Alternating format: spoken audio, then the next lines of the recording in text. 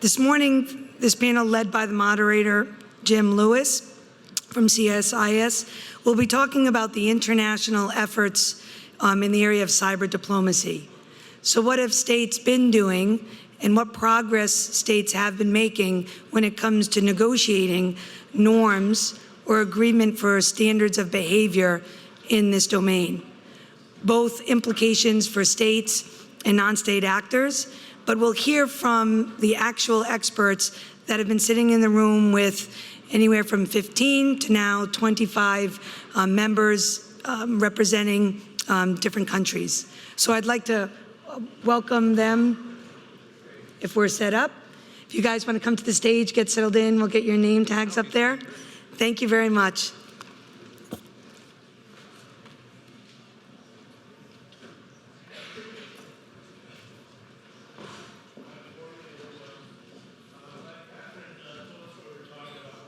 Before we got up here, let me start by saying that there has been significant change, as you all know, in the international system and international relations. So I hope one of the things we can talk about today is the implications of that for norms and the diplomatic approach we've taken. Creating new norms has become a cottage industry, so I invite you all to think up a norm while we're talking, and you can put it on a little piece of paper, send it up, we'll vote on them. This will be a conversational format, right? We aren't going to have long speeches, but I will ask questions, and my colleagues, all of whom you know, will respond. If you don't know them, you should. Scott Charney from Microsoft, who's been doing this longer than almost any of us. Karsten Geier from the German Foreign Office, who is the chairman of the group of government experts. And Chris Painter, who is our beloved cyber coordinator at the Department of State. So it's a great panel. Beloved. Oh. What I thought we'd do, though, is Karsten has kindly volunteered to give us a short overview of what's going on in the GGE negotiations, and then we'll turn to the other two panelists to speak. Go ahead, Karsten. Well, thanks, Jim, and I realize that you have been emphasizing the word short twice. Next I'll say reciprocity. Yeah. Okay, well, I'll try and do cut it short. The United Nations Group of Government Experts on Information and Communication Technology in the Context of International Security, that's the formal title and I will not repeat it, is nearing the completion of its deliberations. We've had 3 rounds of meetings so far, and we're having the next round of meetings coming up, formal meetings coming up the 19th of June through the 23rd of June in New York. Just to recap, this is the 5th such group. There've been 4 before. Okay, sorry about that. This is the 5th such group. There have been 4 before. With a slightly expanding membership. The first GGE has had 15 experts from 15 countries. The current one has 25. I'll happy to provide details on the composition, but it's taking us too far now. So I'm slightly in a bind here because the negotiations are formally confidential. At the same time, we're supposed to reach out and reflect and obtain the interests and concerns of the wider UN membership. The mandate of the group basically contains various elements. It's to study common and potential threats, how international law applies, norms, rules, and principles of responsible behavior of states, confidence building measures, and capacity building. And there's another element in the discussions of this group which is not in the mandate but which is turning out to be important and controversial, and that is how to take this work forward. The first point I need to underscore is that members of the current GGE have agreed not to reinvent the wheel. Rather, they want to build on the reports of previous GGEs and deepen and universalize their achievements. Looking at the discussions on existing and potential threats, there's agreement that the tendencies and threats noted in previous reports remain overall valid, but that some new attack vectors have been opened and attack surfaces have been opened by new technical developments. It's concerned about the widening digital divide and how it may affect countries' capacity to respond. This discussion about data integrity and access to data, and experts have observed a marked increase in state and non-state use of information communication technology for coercive political purposes. There is some appetite on the group to explore issues of cybercrime, internet governance, and the unequal distribution of internet resources, but other experts are finding that these points are difficult to reconcile with the group's mandate. Now, looking at international law, the experts have agreed that the group is not mandated to write new law. They have confirmed the distinction between binding international law and non-binding norms, rules, and principles of responsible state behavior that was made in the 2015 report. There is emphasis on conflict prevention and on the need to seek peaceful resolution of conflicts stemming from the use of information communication technologies. Experts have noted that attributing and responding to internationally wrongful acts has to happen under existing international law, and they do see a link between attribution and countermeasures. They have agreed to study further, as set out in paragraph 28C of the 2015 GGE report, the inherent right of states to take measures consistent with international law and is recognized in the UN Charter. This is a difficult issue because some fear that such a discussion could lead to a militarization of cyberspace, as they call it, militarization. And others hold that clarity on the international law applicable to state use of this technology in case of conflict actually helps to constrain state behavior. Another point of discussion is that the exercise of jurisdiction over ICT infrastructure and of making ICT-related policies. Many experts also wish to see a clear statement in the text concerning international human rights.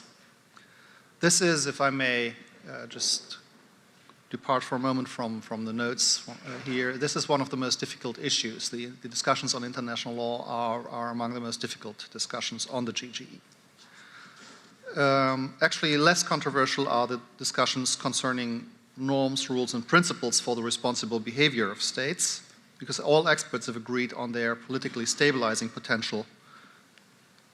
And they have found that the focus of our work in this field should lie on practical guidance to support universalization of and adherence to those norms formulated in the 2015 GGE report. I do not see a consensus emerging for formulating new norms. So sorry about that, Jim, about the cottage industry. Up to 1 minute, sorry. Yeah. Okay. Yeah. Then let's just go on to confidence-building measures and say that the emphasis there also is on providing guidance on implementing those CBMs developed by former GGEs and on measures that can be taken in regional forums and organizations. There are some proposals on capacity building and how to improve on capacity building. A point I want to emphasize is that another very controversial element of our work is the future of this discussion. Should there be another GGE? Should you go into a different format? Should there not be a continuation of this discussion? This is a controversial element in the discussions, and various proposals have been put on the table. Criteria that have been discussed, and I think that they are developing traction, include inclusiveness, transparency and balance, but also continued opportunity for expert discussion. And the question on how to ensure the legitimacy of work on state use of ICT in the context of international peace and security is on all the experts' mind. So This is where we are. It's an abbreviated version. The next meeting is 19th to 23rd of June, and then we'll see if there'll be significant or substantial meat on the bone of the GGE to actually provide a good report to the Secretary General. Of course, Karsten said there wouldn't be any new norms because he hasn't seen the contributions you're going to send up, so I'm sure when that happens. But you did raise an interesting point, and maybe we can start with Chris and Scott on that one, which is, can voluntary norms work without some kind of compliance mechanism or some sort of attribution mechanism? And I'm not a big fan of an IAEA for cyberspace. But what do we need to do to think about compliance, attribution, things like this? I don't know who wants to go first, Chris or Scott. Well, I can start, and I'll just say a little bit on the GG as well, which is, I think that's been a very, very productive forum so far, and we've made a lot of progress there in a relatively short period of time in terms of the overall nature of international negotiations. And I think it reflects a lot of states' understanding that this is a big concern, and it has the prospect of being very destabilizing. And I think it's made progress because it's been expert-driven, it's had a clear mandate, defined mandate, not everything in cyberspace, but really along these lines. And it's been consensus-based. And whatever happens next, and Karsten mentioned this at the end, I think those are going to be important attributes going forward. But not all the eggs are in that basket. That's one important thing. But the two other things we're trying to do are, one, universalize, get more countries to embrace the work we've already have, which is including some of the voluntary norms, the application of international law, the confidence-building measures. But the second thing is, and this goes to Jim's point, we're living in a very, I think, continuing challenging and changing environment in terms of the threats out there. And there's even more, I think, emphasis on countries coming together, states coming together with others to meet those threats. So to your point, particularly, Jim, voluntary norms, whether they're just voluntary or not and non-binding, they still form the basis of expectations in the international community. They are the important beginning of this discussion. And when you get countries to coalesce around them, they're political commitments, and they show that they understand the destabilizing nature of this. And norms, I've always said, and I agree, I do not want a norms factory. I don't want norms being generated for all of time. I think we need to have what we have, maybe look at some others, that's fine, but not have a continued discussion just about norms, because the application of international law is critically important. The confidence-building measures are critically important, but also getting wider affirmation of this is important. And so that's one big part of our effort, but as far as then what you do next, there is a role for things like the GG, but there's also a role of working with like-minded, and that can be a fairly big tent, but like-minded partners to make sure, and you heard this from Rob Joyce this morning, that when you have transgressors, that we can act together against those transgressors, that we have a way of actually going after those transgressors and both promoting this framework for responsible state behavior, which is aimed more at the good guys, really, so the good guys can work together on this, but also have a way of dealing with consequences. And you heard Rob talk about we need to develop those consequences, we need to work with partners, we need to find new partners to do this, and I think that's very important. That frames the basis of, I think, a deterrence strategy in cyberspace, too, so norms are important to that. So, I don't think you need a one ring to rule them all, as you said, Jim. I don't think you need one organization that's going to say this is how it's done. I think you need to build these partnerships just like you do in the physical world. This is not, people keep thinking cyberspace is so unique, it's completely different from the physical world.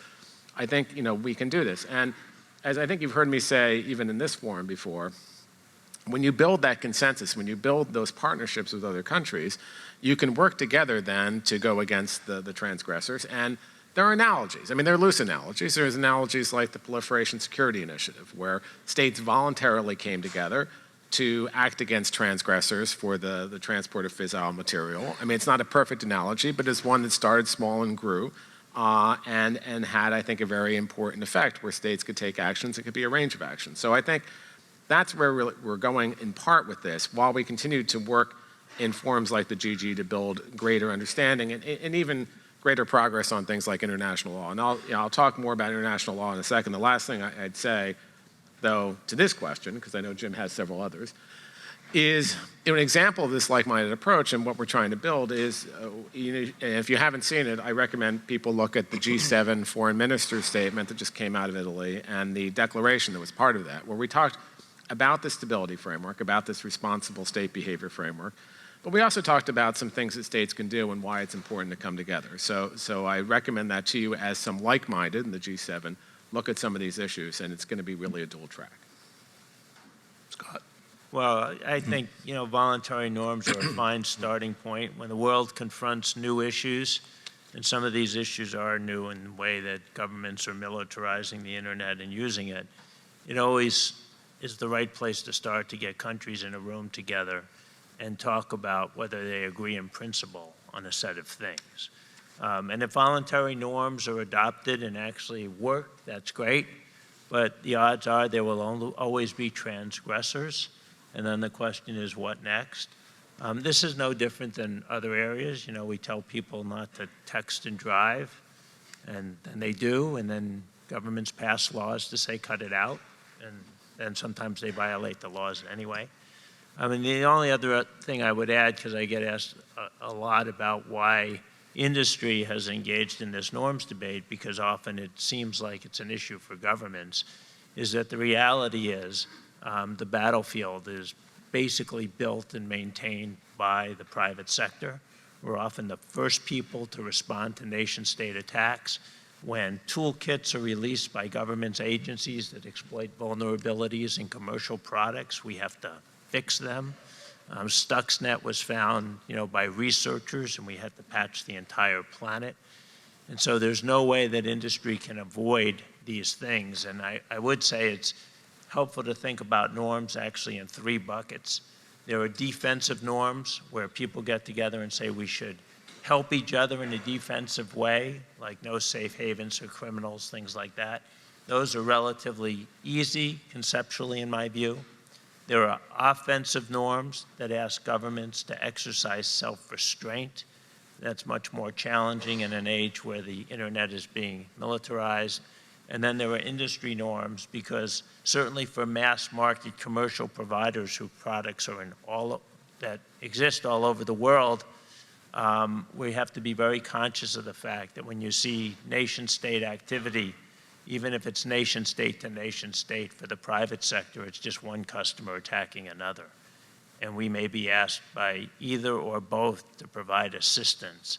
And so we're kind of in this awkward position, and the more that nation-states reach agreement on appropriate behaviors and norms in cyberspace, the greater the stability, the greater trust in IT, et cetera. Scott, you said a couple times that cyberspace is being militarized, and so maybe we can touch on that, because I was thinking while you were talking about it, if you're going to talk about aerospace, that's like saying the air has been militarized. Why are we surprised, and is it a bad thing to see cyberspace being militarized? So I would say I'm not surprised at all, but it's very interesting to watch the rhetoric of countries. I mean, look, if you think about the early naval engagements where ships were bombarding the shore, the country being bombarded says, we have to get control of the seas. We have to be able to stop them from attacking, and we have to go after them. And then you think about Blitzkrieg in World War II, and the British say, we need control of the skies so we can stop being bombed and bomb them. And you look at the rhetoric of countries now, they're saying, we need control of the internet. It's a domain of war. We have to be able to stop attacks and launch our own attacks. I don't think this is surprising at all, but in some ways it's fundamentally different in the sense that when you have kinetic attacks, both the activity and often the attribution is more obvious than on the internet, where attacks may not be detected in the first place and attribution is hard. So. But one of the things, and I think I'll turn to Karsten and Chris first on this one, is when we talk about I have to get control of the internet, for some of our major opponents, they're really talking about political risk and controlling their own domestic internet. So when you see, for example, the notion of cyber sovereignty, it's an idea that states should be able to do whatever they need to do on their national networks. And actually, I believe something like that is in the 2013 GGE report. So how do you deal with norms in an environment where there are grave political challenges to some of the main people you're going to need to agree on the political military side? Was that too hard or was it too long? It's a difficult question, I think. But I'd like to just differentiate slightly between the internet or the infrastructure that you're using, both the physical layer and the logical layer that make up the internet, and the actual tools, the data that you're then sending through the internet. I think there is well, I'd be surprised if somebody wanted to challenge the notion that at least the physical layer, is beyond state control. I mean, the IT installations are located someplace, and that place should, for all intents and purposes, is on a state's territory, so that state can claim jurisdiction. The cables are somewhere, so that state can claim jurisdiction. It gets very difficult Same goes with the logical layer, the programs that make the whole thing work. While those programs aren't any place in particular, somebody has patented them. They've been developed by very smart people who put in a lot of time and man hours or woman hours to develop them, and they're protected by copyright laws. And states have a right to enforce copyright laws. So all that is, I think, relatively easily handled. Where it gets difficult is when you actually go to the data that's being transmitted through the internet, because it's immaterial. You may not even know where it's located,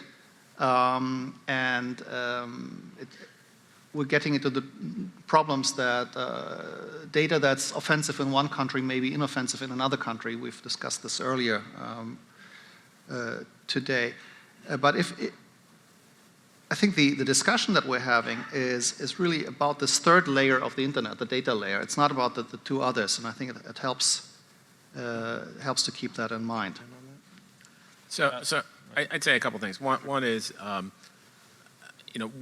yes, states are developing capabilities in cyberspace. So are a lot of other actors, criminals and others, and we need to have ways of dealing with that. And that's exactly what a lot of the work we've done so far has been trying to address, because if you look at where we were even a few years ago, and there's still some debate about this, a lot of states would say international law, things like international humanitarian law, didn't apply on cyberspace. Now, why does that matter to any of you? Well, again, it goes back to the rules we have in the physical world, things like distinction and proportionality, to go to Scott's point, things that if we were really in a conflict, that have protected us in those ways, should protect us in cyberspace. That there are some rules. We need to figure out how they apply, but that's very important as a stability matter, so that you don't have unintended consequences or really disproportional consequences on civilians, because this is not the only infrastructure that has a predominant civilian use.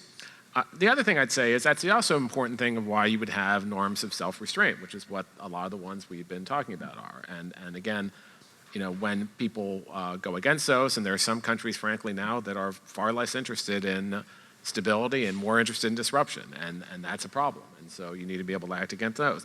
And the third part of it is the idea of confidence building and transparency measures, because building those channels of communication between states and really other actors too helps dial down, with attribution and other issues, the chance of inadvertent escalation and conflict. So that's important. Now, on the sovereignty point, it is a big concern. And we do not, there are countries who want to draw sovereign boundaries, as Jim said, around their cyberspace. They're worried about the destabilizing nature of information itself. You know who those countries are. They've been not only promoting this internally for a while, but trying to promote this in the international community.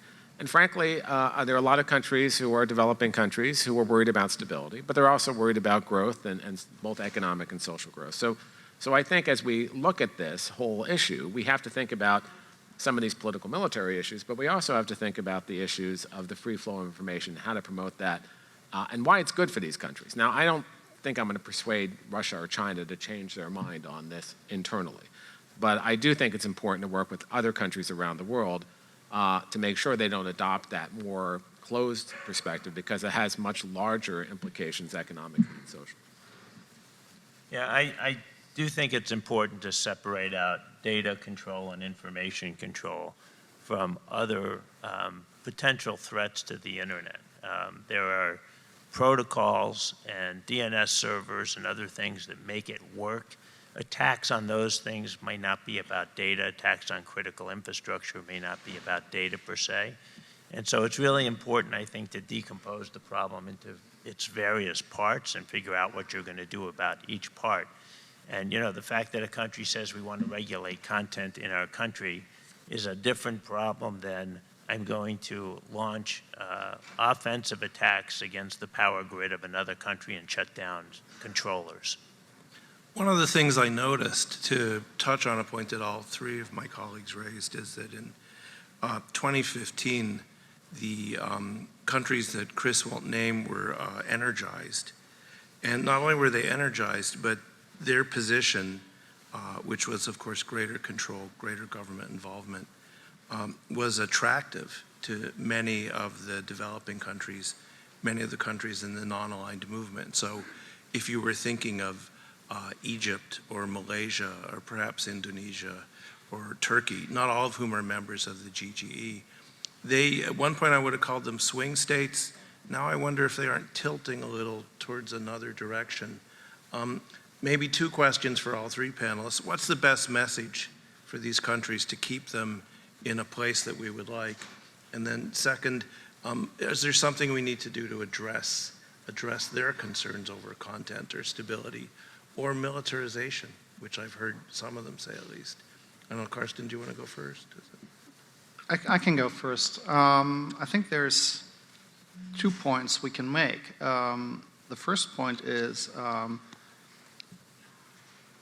the GGE, the internet, as we currently have it, as we know it, is providing tremendous benefits to any country that uses it. The growth impacts in some countries that have adopted the internet are really staggering. It would be good to have my Kenyan colleague here, Catherine Gitau, because she can just provide evidence of this, which is really impressive.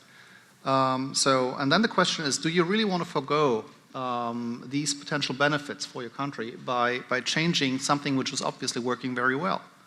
That's the first point. The second point is, one concern that I'm feeling a lot in my international outreach is that states feel a fear being abused because they feel they don't have a say, they don't have a voice that's being listened to.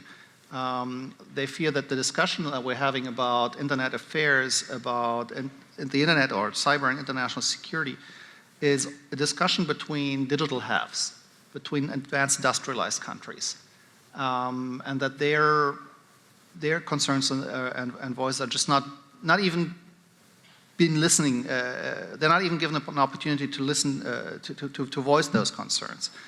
I think one of the things we have to do is we have to provide a venue for all actors, for all states, to regularly engage in this discussion and to make sure that their voices are heard. And I think if you engage in this dialogue, you'll find that some of those swing states, or many of those swing states, will actually come to our side, because we still have a pretty good story to tell.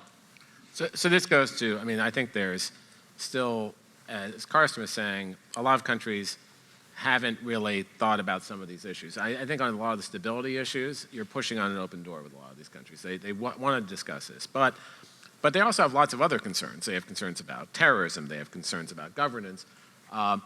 And for a lot of these countries, the people who still run the policy are often the ICT ministers, who are wonderful people, but they're not the people who really deal with a lot of these other issues. And to be frank, they have a lot of other things on their plate, and there's a lot of things that countries are concerned about. So that's one challenge. I think the other, as Karsten said, is, how do we address their concerns? Some of them are these concerns that are not the concerns we're dealing with in this panel, but how do we work with them to address those things, whether it's cybercrime, whether it's security issues, whether it's counterterrorism, those are all important parts of this because those are real concerns for them while we talk about this larger stability thing and bring them in that discussion. And I think we've seen some changes, I will tell you, as the threats have multiplied. People have seen this. I think more of these countries want to come to the table, which is good. We've done a lot of capacity building, and I think you heard this also, you heard Rob, I think this morning also mentioned capacity building. That's been important. We've done it in OAS, we've done it in ARF, the ASEAN Regional Forum, we've done it in Africa a lot. And part of it is the economic argument that there is a benefit to be had, and we need to make that case, not just us, but our private sector and other partners, why this is the right approach for them and why a more closed approach is not, and while this would benefit them. And we want them in that conversation. And that doesn't just have to be in the GGE. There are multiple other forums to engage people, and we need to do it across the board. So let me give you a perspective of not an advocate, but just an observer, which is, having been in the internet space since the early 1990s, there was this view that the internet would overrun sovereign borders, and the industry was build once and sell everywhere. That's breaking down. I mean, I say that as an observer. The rise of nationalism, concerns about supply chain and being dependent on technology that comes from another country is challenging these notions. And while I don't doubt that there are benefits to a global internet, there is a large contingent of people advocating the benefits of global trade. But you can see around the world a shift in many people's and countries' view of this. And so I'm not sure rolling out the old playbook of build it once, sell it everywhere, and everyone's going to have a group hug is really going to work. How about the old playbook of the internet needs to be free and open? Is that still working, or do we need a new message? My own view is we haven't maybe lost the NAM, but we could lose the NAM if you think about the direction this is going, in part because you have a very energized set of opponents who are delivering an alternate message. Look, I agree. I mean, I think, China has come out with their international strategy very much in line with what we've done a few years ago and are doing again, which is really sovereignty is prime there. That's the number one message across it. On the other hand, I do think we can make inroads with a lot of these countries, and whether it's build once and sell everywhere, I'd say we can make inroads in addressing the concerns of these countries and bringing them to the table. And I think we made some success. I mean, look, India, for instance, where we signed a comprehensive agreement with them, you saw a change in their policy because they understood why this was going to benefit them, too, why this approach actually benefits them. And I think that's really the conversation, having that actual conversation and not the conversation about these third-order issues, which happens to happen a lot in UN forums where people are focused on different things. But really, the things that these countries want to talk about, how we can address them, and then why this is good for them. Not just saying it's good for them, not just reflexively saying this is good for you, but then actually demonstrating why it's good for them. But the counterpoint is, look at the number of countries requiring local data storage. Like, part of the benefit of technology, if you think about big data and artificial intelligence, is to have these really large data sets with machine learning and AI on top of it. And yet we're fragmenting all the data because more and more countries are simply saying, if you're going to collect data about, from our citizens or whatever, it has to be stored locally, even though that model doesn't scale economically for all countries. It's expensive to build a data center, and it undermines some of the values of the big data. At the same time, they're moving in that direction. On the other hand, when you've had a debate about that, and I agree with Scott, it's a mixed bag right now. But, for instance, Brazil with their Marco Civil law, which had a provision built into it, they abandoned that because they recognize their own companies might be in that same position. So if you build that kind of capacity in these countries to actually have these kinds of services, they'll, I think, understand that it restricts them too. But that's not an easy effort. So it's the capacity building angle, and the other angle is really, before you talk about the process failing, you have to have a process. You have to engage everybody. Let me give you an example. I was in New York last week for a presentation on this issue to the Forum of Small States, and I had anticipated this was going to be one of those typical New York side events where you have 7 people in the room. We had about 100 people. Most of them were actually perm reps or deputy perm reps, so that's pretty high ranking. Doesn't get higher than that at the United Nations. So there's a huge appetite among a large number of countries to engage in this, and they feel this was the message they brought across. They feel they're left out in the discussion, and they want that to change. And I think we need to seize upon that opportunity and use it to make our narrative heard and convince them of our narrative. And I believe the open and free internet is still a good narrative, and it still has the potential of bringing a lot of benefit to everybody. And also, what's the alternative? Cyber Westphalia? I mean, I know some strategic thinkers like Westphalia because it's the period or the era of stability in Europe. Well, if you look at it from a European perspective, Westphalia was an era of instability and a lot of small wars just didn't expand to a global scale, but still weren't exactly. This is not a time associated with, or a period of time associated with good times in Europe. So, Well, I would say that the problem is that we have two things going on. The first is you have a few countries who strongly believe that sovereignty needs to be reasserted across the board, not just in cyberspace. And the second is this political point Scott brought up, which is sometimes it appears that we have an economic argument, which makes a lot of sense, and they have political concerns, which the economic arguments don't address. So when you think about a replacement, no, replacement isn't the right word. When you think about alternate and more inclusive forums, what do you have in mind, Karsten? What do the others think? I mean, you have this London process thing. London process, by the way, sounds like a cut of meat. But you have this London process thing coming up in November in India, which is sort of a gathering of the clans. Some people have talked about the need for open-ended groups or expanding the GG to perhaps 100 members. Some people have talked about the CD, the Conference on Disarmament, which is where elephants go to die. Some people have talked about COPUOS, the Committee on the Peaceful Uses of Outer Space. Always one of my favorites. What do you guys have in mind? A couple of you have said we need to do something different and more inclusive. What would that look like? Do we even have something in that could take the place of what we do now? Do you want to start, Karsten, or do you want me to? I can start, but I'm not going to say much. The reason why I'm not going to say much is that any of these proposals are being discussed right now in the GGE. So if I came out now, I would be stepping on, I would be transgressing my authority as chairman of the group. I think what would be, my strong preference is to keep the discussion in the United Nations. I have doubts that the London process can provide the type of continuity and legitimacy that the United Nations can provide. I think like-minded processes are very good, but they're good to drive the agenda, to give a smaller subset of countries an opportunity to agree between themselves on how to behave. However, there's not much utility between Germany and the United States agreeing on not using ICT to attack each other, or Germany and Luxembourg not to do that, because we know we're not going to do it.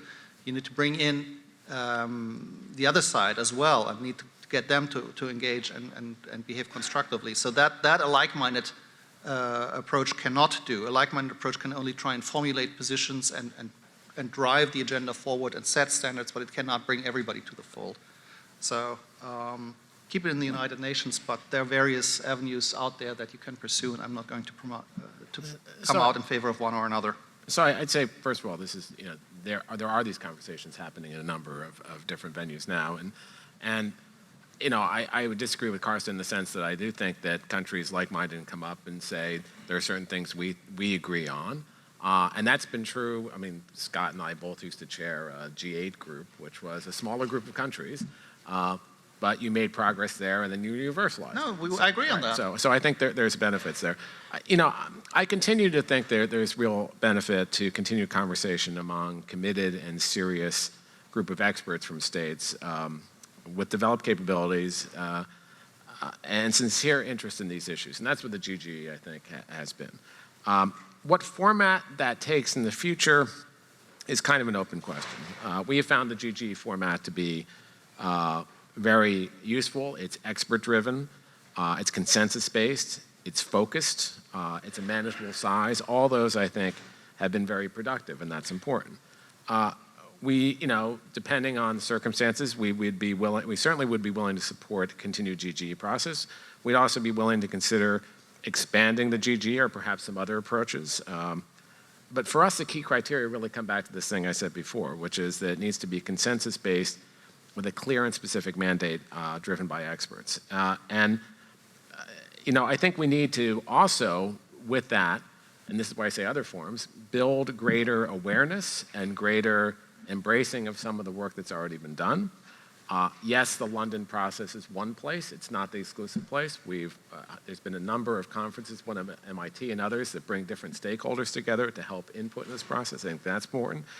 And then I would not at all, I think having like-minded groups like the G7 look at these issues and try to make some progress on things like international law is important to the international debate. So I think you can look at all of those, and then when you get to things like CBMs, confidence building measures, that really cries out to have much greater involvement around the world, and that's why there's been a lot of regional activity around there. So it's not all the eggs are in that basket. I think it's been a good basket. We'd like to see that continued.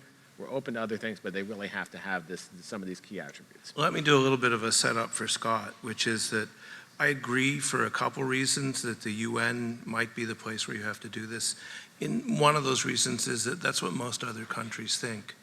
But if you do it in the UN, there's an immediate predilection for a greater government role, for greater government control, for an emphasis on sovereignty. And one of the issues we've heard repeatedly, not just from Scott, is that you need to involve the private sector in some ways. And while it is possible, there have been GGEs in the past that have had private sector, or at least NGO representatives. What would you do, Scott? What's a good format for you? Because if you need to bring in the private sector, what's the best way? Well, I think it's less about the forum, to be honest, in really who's working the problem and whether they're listening to the private sector. Because some of these issues are governmental issues. There's no question about that. But they have to be informed by what's happening in the technology sector, what the capabilities are. If you think about cyber attacks generally, even nation-state attacks, the first responders are not governments. They're private sector parties. They're ISPs, telcos, vendors of mass market commercial products. And so the reality is that if the government engages in these discussions in an ill-informed way, you'll get an ill-informed result. In a way, it's great seeing governments competing for superiority. Competition can lead to good things, but it's less about where and more about the process. And we have had the opportunity to talk to UN GGE members. There are organizations where industry has a seat at the table, like the OECD has the Business Industry Advisory Council. It's not about parity, it's about good decision making. Yeah, and I'd say, and Scott's heard me say this before, I think a lot of the work, you'll see a lot of the industry impact even on some of the norms we have. Don't attack the certs of another country. There was a state reason for doing that. I think there's an industry reason for doing that. Don't go after the critical infrastructure of another country that provides services to the public. So those are things. In peacetime. In peacetime, right. And I think those have been informed by a lot of that industry discussion. And I think it's very useful for industry, as Microsoft has done, to look at some of the things the industry should do. What I'd like to see more of, and I think Scott agrees with me on this, is to have a broader base of industry too. It'd be nice, and it's kind of interesting. I haven't seen that. We've actually mentioned this the last 2 years when the two of us were up here, to get a broader, diverse sense of industry, because industry is not monolithic either, just like governments, and that helps inform these discussions. And I think that London process tries to do that, but I think it ends up mostly the tech industry as a practical matter. There's some other processes that are out there, but getting that broader base is helpful. And if Marina was here, I believe she would probably say something to the effect that she's now chairing a commission created by the government of the Netherlands that will seek to involve some of these non-state actors. And in full disclosure, Scott and I are both on it. So there are efforts, there's a realization, as with some of our earlier speakers, a realization that we need to broaden the discussion. But we don't seem to have identified a way to do that. Karsten, I don't know if you want to. If not, I can go to the. No, I honestly, I cannot say anything more than Okay. agree with you on this, because there are all of these proposals out there. And just the point on industry participation, there's also ways of providing seats at the table for industry that could be engineered into this. But the point is well taken that you need to find a way of having a broad range of industry. And then you have to make a choice between local and global players and so on. It's a bit of an engineering challenge. Okay. So I want to come back to the compliance question, which we raised at the beginning. I'm not sure we have exhausted its possibilities.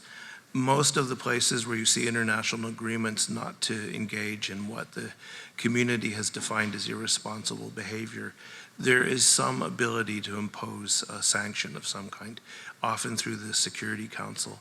Less true for voluntary norms. Can't think of an example, perhaps others can. But do we need to move in that direction? Do we need to have consequences identified and perhaps even imposed on those who engage in irresponsible behavior? So I think I addressed this a bit already, but yeah, and I think Rob addressed it some this morning too. Yes, I mean, I think we need to think about what those consequences are. We need to be creative, and they're not just cyber consequences. There's a full range of, economic, law enforcement, other consequences. We need to think about what are consequences that are temporary and reversible, because if you're trying to shape conduct, that's what you need. You don't want to do things that are long-term, because that doesn't actually shape conduct. So we need to be creative about that. And I do go back to this example. I think there are examples. There were examples back in the day on money laundering. There were examples on the Proliferation Security Initiative that all these things started out as voluntary groups of countries who were interested in the core principles and acting against those who were being very destabilizing. So I do think that there is a glide path to this. What I don't think is effective at this point is to have any kind of, I don't think we're close to have a mandatory mechanism for lots of different reasons that's going to be effective in this. So one of our big efforts is to build these partnerships. That's an important thing. And getting countries to act together. I mean, if the U.S. has to act, against the flaming ball of cyber death that's coming toward us, we will. But it's more effective when we're working with partners and we're working against this backdrop of what's acceptable and what's not. I didn't realize there was a flaming wall of cyber death coming at us. Flaming ball. Kind of a whole different perspective on the issue. Karsten. I think you need to again differentiate between binding international law, and if you violate that, it does have consequences. It does have consequences already now, and since there is agreement that international law applies to state use of ICT, it does mean that if a state violates international law in its use of ICT, it has to face consequences under international law. That's I think, the principle is well understood. The details are under discussion. But the principle, I think there's agreement. Where it gets more difficult is with the non-binding norms, rules and principles of responsible state behavior, because exactly they're non-binding. So it's difficult to have an enforcement mechanism for something that is non-binding. But I sometimes compare these norms to table manners. I mean, there's no country in the world that has a law saying you shall not eat with your mouth open and you shall not play with your food on the table. But in most households that I know, including my own, I can tell you that if I chew it with my mouth open, or if my kids play when they were kids, when they were playing with their food on the table, it did have an impact. So that norms violation actually, it made a difference in the atmosphere around the dinner table. And I think that goes in the international arena as well. So this is where you get to the point where you say politics matters. You have a standard for responsible state behavior that's agreed, and if you have one or several states constantly violating these standards of behavior, it does affect the international standard of that country. It does affect the dialogue that you're holding with that country, and it becomes unpleasant. And I think that does have an effect on norm adherence. So I don't think you need the big club with which to beat countries over the head. You don't need to stand in a corner and wait for 5 minutes until you come back to the dinner table. It's really enough to agree these are international standards and to raise instances where those standards have been potentially violated. So go ahead, Scott. No, Go ahead. that's all right. No, you sure? Okay, so one of the questions I have is that if you were to poll countries, and we did poll countries a couple years ago, and ask them, who do you perceive to be the country that poses the greatest threat in cyberspace?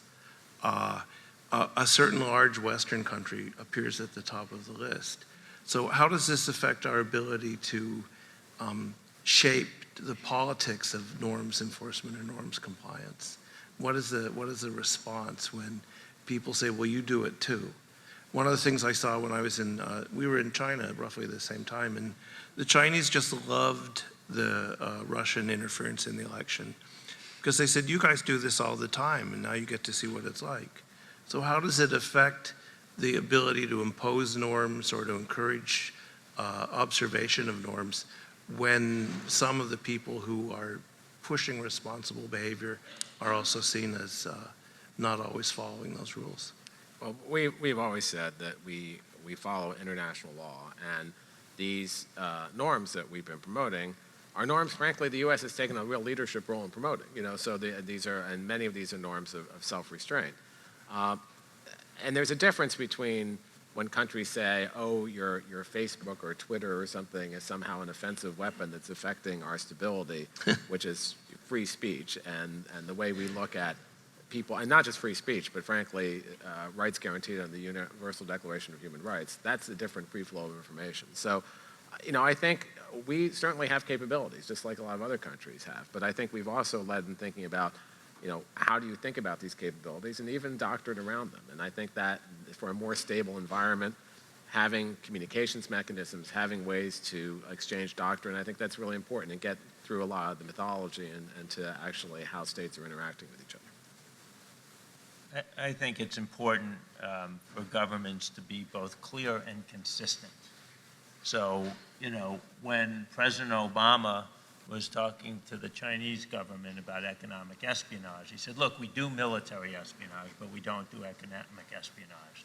So that was clear, and as long as you're behaving consistently. On the other hand, there was also a situation where the U.S. government said to the Chinese, you shouldn't have, key escrow, and you have to protect the security and speech of people. And then the FBI director came out and said, we need key escrow. And, I think being consistent in your positions is critical if you want to have credibility on the positions that you take. Did you want to add anything, Karsten? I think one of the keys to success here will be engagement. So one of the issues that's come up is that there was agreement between President Obama and President Xi on restricting commercial espionage or cyber espionage undertaken for purely commercial purposes. A number of other places have adopted this. One, is it worth seeking global agreement on it? And two, have we exhausted the possibility for agreement on cyber espionage? I don't know who wants to touch that. So I do think there's, and we've said this in the beginning, countries for all of time have engaged in intelligence gathering. Commercial espionage, commercial theft of trade secrets to benefit your commercial sector is different. We don't do it. We don't think people should. That doesn't mean we don't react when there is espionage that we think crosses the boundary, just like we do in the physical world. You can PNG diplomats, you can do a whole range of different things. Nevertheless, and we need to harden the targets to make sure that we protect ourselves. But I do think that it's interesting to look at that one, because that one started off with China saying there's no difference and we don't do either. And then the conversation evolved over time to when they agreed to the distinction and agreed that they wouldn't do that. Similar agreements were reached by the UK and China, Germany and China, and just this morning, Australia, in a dialogue with the Chinese, high-level dialogue, agreed to this exact same thing. That's important. And I think in the G20, we also had a reflection of this exact same norm. And so getting that greater affirmation, I think, has really been important. And, you can talk to various people in the private sector and others of whether this is being complied with and to the extent it's being complied with, but it creates a method of accountability and a metric that we can hold people to accountable for. And I think that's frankly important, because the trade secrets and intellectual property are the lifeblood of a developing and developed economy. And it's very important to draw that distinction. It's been, this no economic espionage norm has been endorsed by the G7, by the G20, so it's really been developing a lot of international traction. I think what is important here is then to follow up on it. And should we find concrete cases of violation of this norm, then to raise it with the government that we hold responsible for that misbehavior. And to do that at an appropriately high level, and to also be clear about the determination to do exactly that. Don't let it now fall by the wayside because it's inconvenient and it may be unpleasant, but here you have to really follow through. If you don't, I think you're going to lose credibility, not just on this norm, but on a wider range of issues as well. Karsten, do the Chinese appear to be living up to their commitment with Germany? You can say yes or no. So how's the weather in DC? Okay, you may interpret that as you wish. Scott. Well, I think the reports I'm reading from companies that do security research suggest that that the level of activity has certainly decreased. Mm-hmm. That seems to be clear. So there's some benefit there, I think. So you come from a company that called for, in fact, it might have been you, what was it, a Hague Convention, a Geneva Convention for cyberspace. And I wanted to touch on that because the issue that comes up when you talk about espionage is, does cybersecurity, does cyberspace require a different set of rules or maybe an expanded set of rules when it comes to some activities, particularly espionage, which, as we all know, is wildly rampant in this area?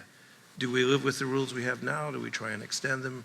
Or do we need to think of some sort of new agreement when it comes to cyber espionage? Well, I think over time, you wait and see how the voluntary norms work and whether there's actual enforcement, and you decide if enough progress is made or you need to codify and do something more. There's been some discussion on this panel about should there be additional norms and all of that. One of the things I've learned in the IT sector is it's really hard to predict the future. To say there shouldn't be, we shouldn't open up and think about future norms. Well, look, when I started at Microsoft 15 years ago, there was no cloud, no Internet of Things. The militarization of cyberspace wasn't at the same level it is today. The world has changed. We're going to software-defined networking, virtual networks, IoT, artificial intelligence.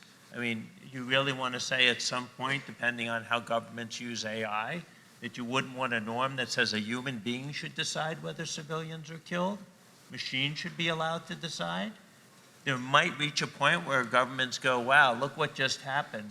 There ought to be a rule about that. So I think it is very dangerous in this space to try and predict the future and claim you're done. But I wouldn't say necessarily you should, in advance of that future, decide what the rules should be, because you'll be very bad at predicting how this will play out over time. Yeah, and I should say that although I don't think we should be in an endless conversation of only generating norms, I quite agree. I mean, I think that there may be things unanticipated. There certainly have been in the past. That's one of the reasons I think trying to reduce everything to a treaty, which is one of the things our Russian colleagues are very fond of pushing over the years, doesn't make sense in an evolving environment.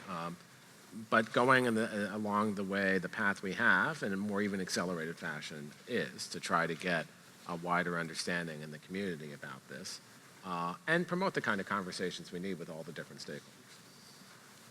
And at least the reason I bring this up is that there's an overlap with an issue that people get much more excited about, at least in other places, and that's the link between cyber espionage and privacy, or at least the perceived link between cyber espionage and privacy. So if you have rules that govern surveillance, doesn't that also imply rules that govern espionage? Well, I mean, after the incidents a few years ago, we did do the recent unpleasantness. We did do a searching look at our policies and what we, how we conduct intelligence gathering. And I think every country should do that, frankly. And I think that's an important part. That's different than cybersecurity. I mean, yes, there's some overlap there, but people tend to throw all these things in one bucket, then you actually don't have conversations about any of them. So yes, you should think about what the goals are, how you do it, what the oversight mechanisms are, that, there's a lot in the US. All that's important, and I think every state should do that. And there's a big difference between doing intelligence gathering to protect your citizens and intelligence gathering to target religious and ethnic minorities, or dissent. But can So all I those give a things. scenario that puts pressure on this? So suppose I'm a foreign government and I say, part of my military and intelligence objective is to flip people in the country and turn them into moles to gather intelligence. Therefore, I'm going to download the medical records of every citizen and the credit records of every citizen and figure out who I'm most likely to be able to flip based on sensitive PII, right? And, depending on how you analyze the situation, you could convince yourself that this is just part of the national intelligence process. And yet, the idea that country A is building profiles on everybody in country B could be disturbing for a whole bunch of reasons.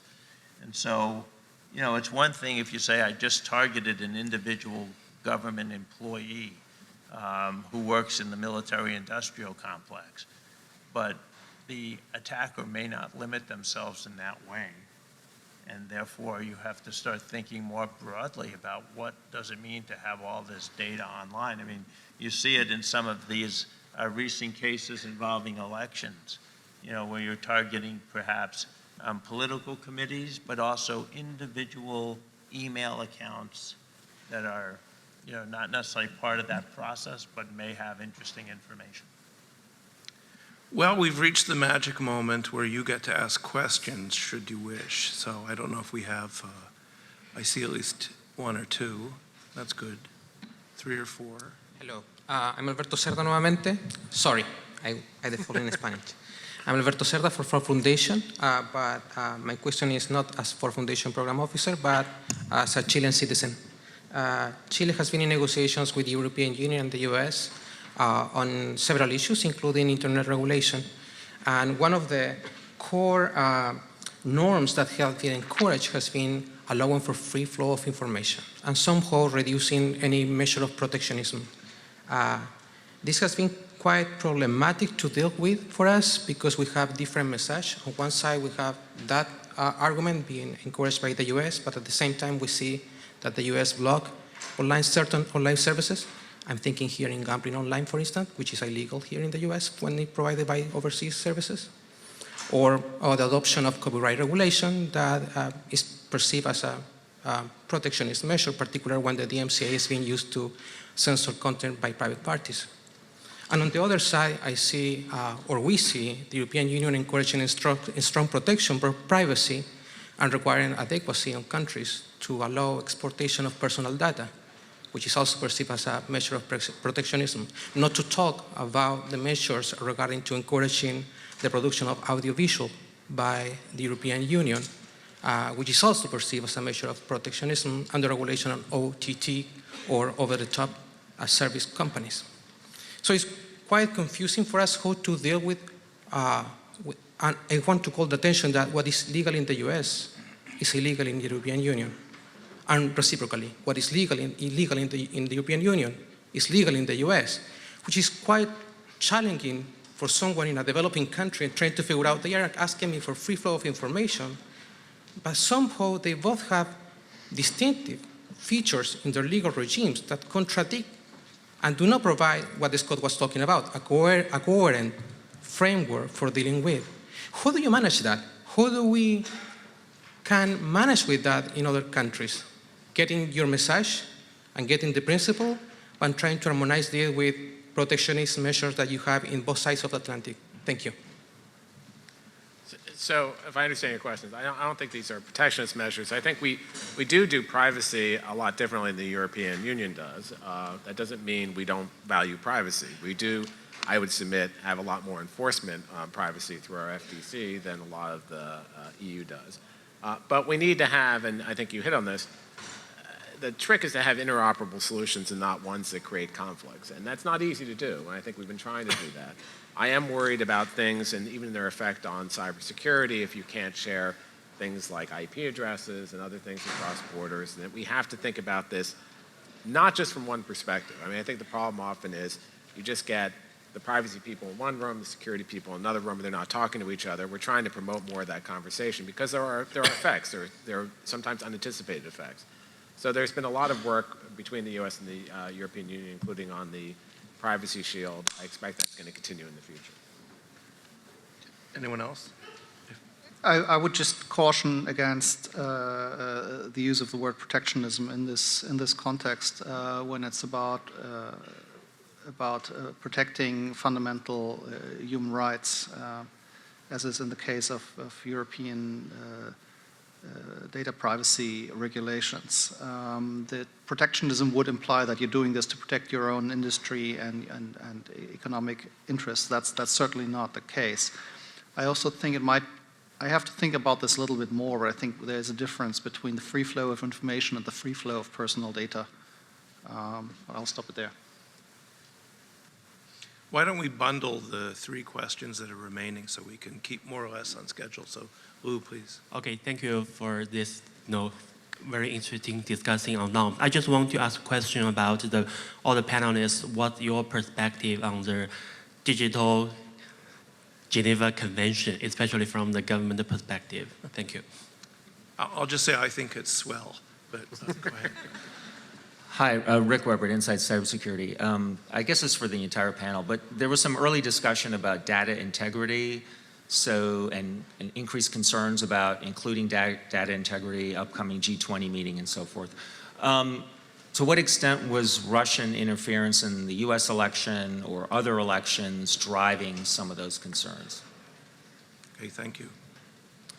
Hello, my name is Sarah Flores from the National Science Foundation. Mr. Painter, you characterized norms as a base of expectations for international cooperation and the beginning of a conversation. And throughout the panel, I've heard many ideas from all of you, including follow-up, follow-through, future norms, working with industry and like-minded partners, promoting conversation, working on CBMs. So I'm wondering from all of you, what do you see as concrete actions that can be taken within this space to move cybersecurity forward in the international scope? Thank you. Okay, Digital Geneva, do you just want to say you love it and then we can move on? Look, I think it's well-meaning, but I think it misses the mark. I think that the issue with having a digital Geneva Convention, one thing is it calls into question, which I think is unfortunate, whether the actual Geneva Convention, international law, applies in cyberspace, which, as I said, was one of the core things we want to make sure happens, that you have that base, that fundamental base. I don't think that's the intent of it, certainly, but I think that could be the message. The other, it seems to drive to this idea of having a binding legal instrument that we can reach right away, and this is going to bring stability to cyberspace. I would say that's not true. I think the folks who have been proposing things like this have said, we don't, of course, want this to cover content. We don't want it to deal with some of the things that more repressive states have been pushing when they've been pushing for a convention for some time.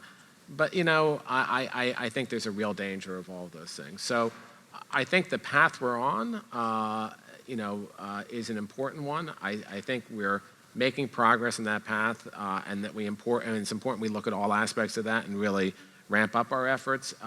But I think simply saying let's have a digital or Geneva Convention, this is not a new idea. This has been talked about for about 10 years now, is not, at least at this point, the most effective way to go. Actually, 17. Do you go ahead, Karsten. No, I think Scott really needs to talk about this, but I would just say it depends a little bit on who you want to capture with this. If you want to capture states, then I strongly agree with you. I don't want to put into question the applicability of the Geneva Convention's two-state use of ICT in context of armed conflict in particular, or the overall applicability of international law. Those are very, very important, and I don't want any questions raised about those.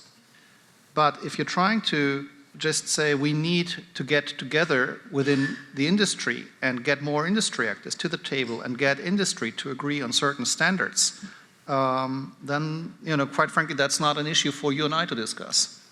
I would build on what Karsten said in two major respects. Sure, the Geneva Convention applies. Had North Korea bombed Sony, I don't think the world community would have been confounded about what to do or what position to take. They took out Sony through cyber, and everyone's like, well, what is that? And the reality is there's so much talk about, broadening the engagement by people outside of government and civil society and academia, but we're not talking about it in a way that anyone can understand. When you start talking tech to the general public in a tech way, you will never get their engagement.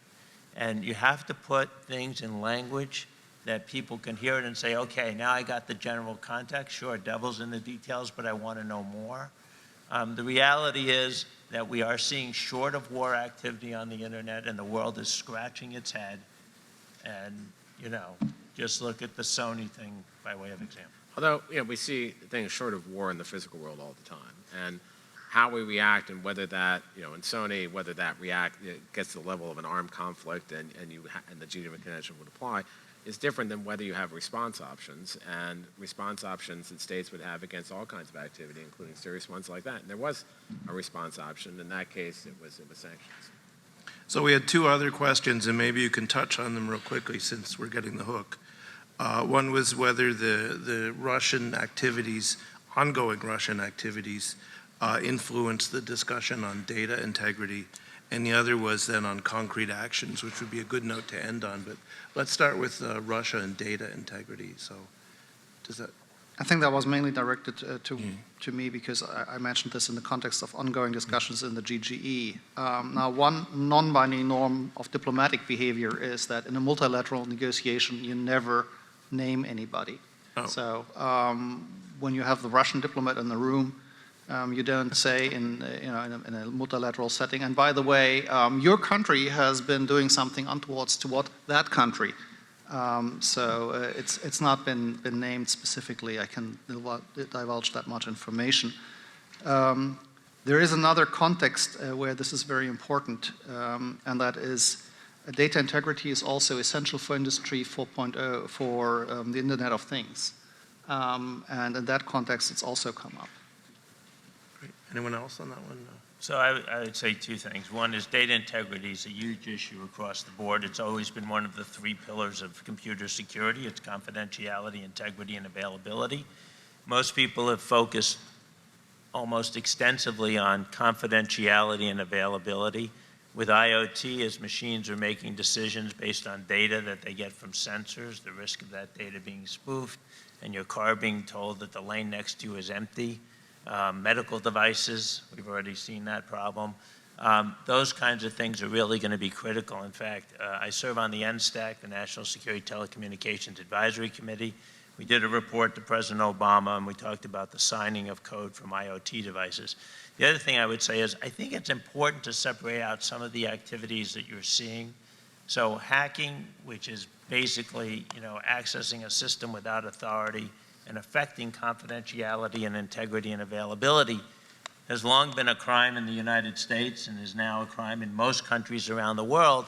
And if countries are doing that, it violates the criminal law of the victim country. The problem is getting enforcement against the nation state. But the second thing is there's also a lot of basically weaponization of value systems. You have countries, propagating information, which is arguably a First Amendment activity. You have countries buying up parts of the supply chain, which could put the supply chain at risk, which is really just engaging in capitalistic activities.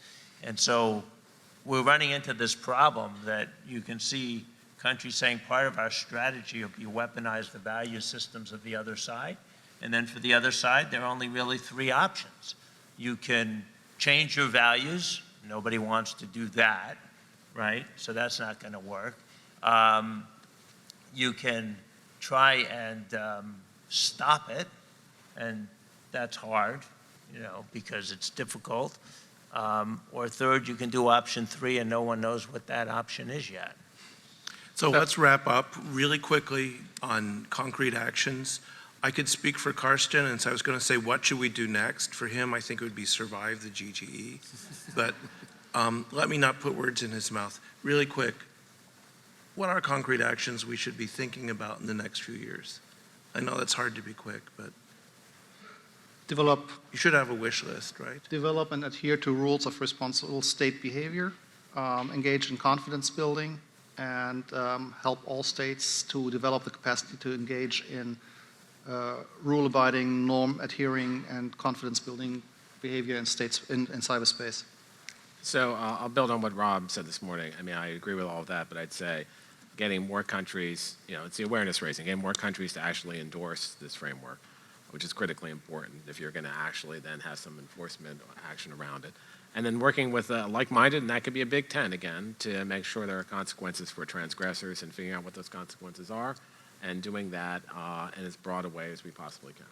I think a couple of big things is working on the attribution problem, which is hard, deciding what the burden of proof is before you declare a country is in violation of the norms, and then seeing countries respond to violations collectively, because I would argue that what we've mostly seen is bilateral response to events as opposed to collective response to events. And I think some of the power in the norms will be reflected by collective world action. I want to just say one thing on attribution, which is even in the physical world, attribution is often a political issue. It's not just, if you ask for 100% attribution, you're never going to get it in any. That's my point about the burden of proof. So it's figuring out how you do this, but states attribute conduct all the time as a political issue, so it's a political and a technical issue. Well, that's a good note to close out on. Why don't we invite Catherine to come up and give us our instructions? Please join me in thanking the panel. Thank you, guys.